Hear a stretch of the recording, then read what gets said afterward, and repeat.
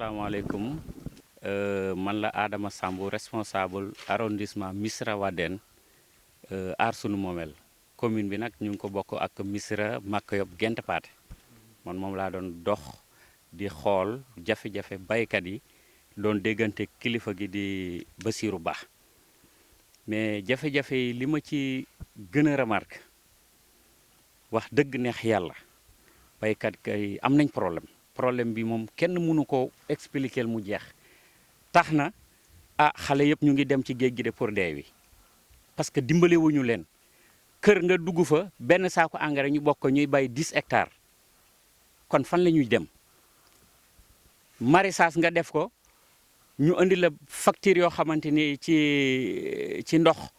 nga war a def maraîchage pour nawet bi nga am lu la jàppale ñu indi la loo xamante ni mënoo ko fay léegi nan la xale yi def mooy nañ dajale 300000 dem ci géej gi mais loolu war nañ ko mën a freiner aar sunu moomeel ni ñu taxawee ci mbay mi ak sàmm gi ci secteur yëpp bu ñu leen a dégloo ñu déglu seen conseil yaakaar naa jeunesse bi mën nañu génn ci jafe-jafe yi moo tax bi ñu waree ñëw ci arrondissement bi ma ne leen dinaa seeti ku mel ni sëñ Moustapha Ndiaye parce que dafay ñëw di yëngatu ci maïs bi vraiment jeunesse bi yëpp nag topp ko ci di ci góorgóorlu di bay tey nga bay 1 hectare maïs am 8 tonnes wala 9 tonnes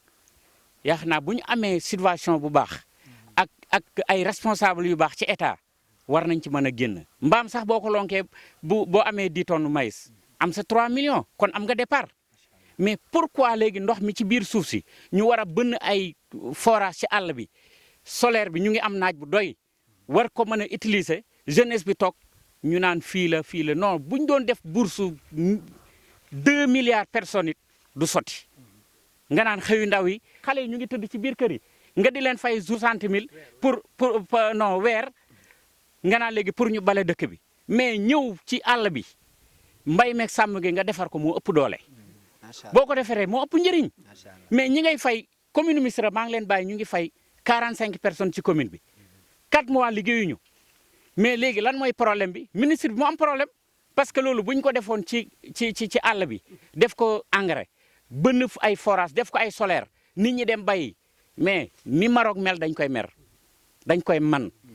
tey soble nga jëlee Maroc. man loolu gëwuma ko gis nga xaalisu xëyu ndaw yi politique bu bon la